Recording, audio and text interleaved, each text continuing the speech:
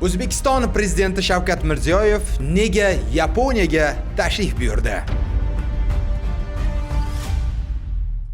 Barchangizga assalomu alaykum aziz obunachilar, sizlar bilan Kamina Hamrakulov Mirolim. Siz Uzbom TV kanalini tomosha qilmoqdasiz. Aziz obunachilar, biz sizlarga prezidentning tashriflari bo'yicha xabarlar berib boryapmiz. Bugun esa mana shu video rolikimizda O'zbekiston Respublikasining prezidenti Shavkat Mirziyoyev Miromonovich Yaponiyaga, yaqindagi Yaponiyaga tashrifi nima sababdan bo'lgani va Yaponiyaga qanday o'zgarishlar bilan va qanday takliflar bilan tashrif buyurgani haqida batafsil tushuntirib bermoqchiman. Bemalol joylashib o'tiring. Qani unda biz boshladik.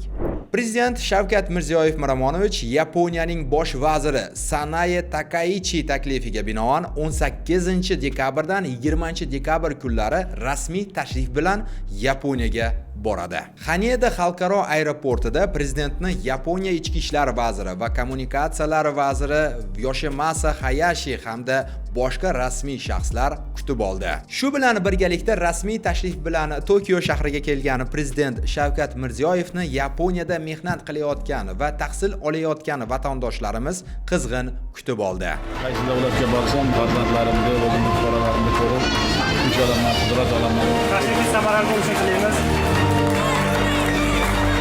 Shavkat Mirziyoyev Yaponiya tashqi ishlar vaziri o'rinbosari Arfiya Eri bilan o'zbek tilida suhbatlashdi. Ushbu video barchani e'tiborini tortdi.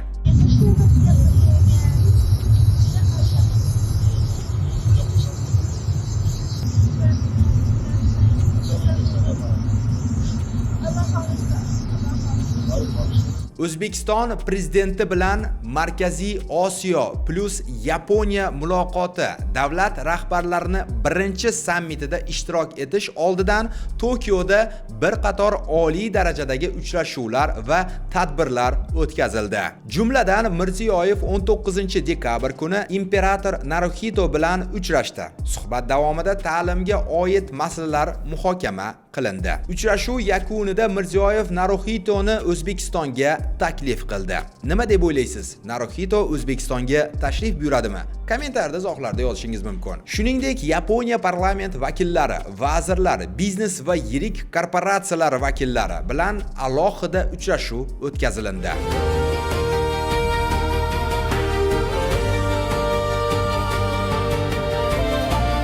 Shavkat Mirziyoyev sharafiga Kante qarorgohida Sanae Takaichi nomidan qabul marosimi tashkil etildi. Tadbirda ikki mamlakat rasmiy delegatsiyalari a'zolari, ishbilarmon doiralari va jamoatchilik vakillari ham ishtirok etdi.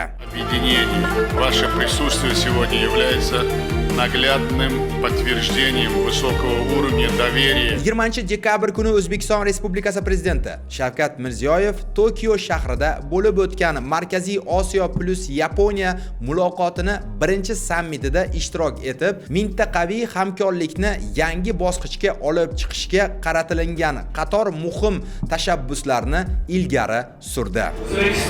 O'zbekiston mamlakatimiz uchun muhim strategik sherik. U ajoyib iqtisodiy o'sishga erishdi va uni mintaqaviy iqtisodiy rivojlanishning harakatlantiruvchi kuchi deb e'tirof etish mumkin. Bu prezident rahbarligida olib borilayotgan siyosatning bevosita natijasidir. Yaponiya bosh vaziri Sanae Takaichi raisligida o'tkazilgan sammitda Qozog'iston, Qirg'iziston, Tojikiston va Turkmaniston davlat rahbarlari ham qatnashdi. Tomonlar yashil iqtisodiyot, barqaror rivojlanish, transport, raqamli texnologiyalar, ta'lim va inson kapital sohalari hamkorlikni kengaytirish masalalarini muhokama qildilar. Ushbu jarayon doirasida prezident Mirziyoyev Yaponiyada Markaziy Osiyo uchun ishonchli va uzoq yillik strategik sherik ekanini ta'kidladi.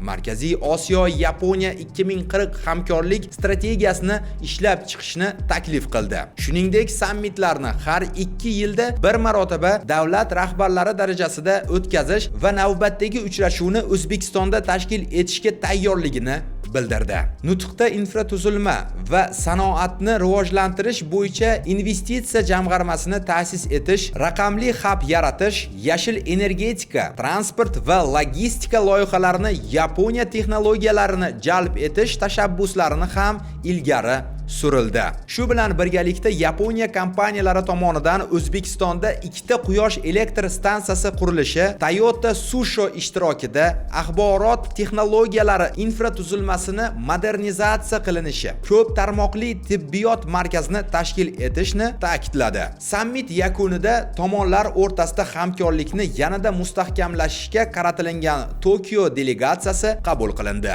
So'nggi siyosiy jarayon fonida Yaponiyaning Oldi nashri O'zbekistonni Markaziy Osiyodagi yetakchi davlat sifatida baholadi. The Japan News gazetasida O'zbekistonni Markaziy Osiyodagi o'rni va roli tahlil qilingan maqola e'lon qilindi. Xulosa qilib aytilganda, 20 yildan ortiq tanaffusdan so'ng ilk bor liderlar darajasida o'tkazilgan Yaponiya Markaziy Osiyo sammiti ikki tomonlama muloqot tarixiy muhim burilishga nuqta qo'ydi. Ushbu uchrashuv nafaqat mavjud hamkorlikni mustahkamlaydi, balki siyosiy ishonchni chuqurlashtiradi. Iqtisodiy sherikchilik kengayadi. Qarabsizki, bu fuqarolar uchun ham va biznesmenlar uchun ham katta bir yo'llarni ochadi. Sizga xabarimiz yoqqan bo'lsa, videorolik ostiga like bosing va Uzbom TV kanaliga obuna bo'ling. Siz bilan Kamina Hamroqulov Mirolim bo'ldi. Kelgusi videoroliklarda ko'rishguncha sog' bo'ling, omon bo'ling.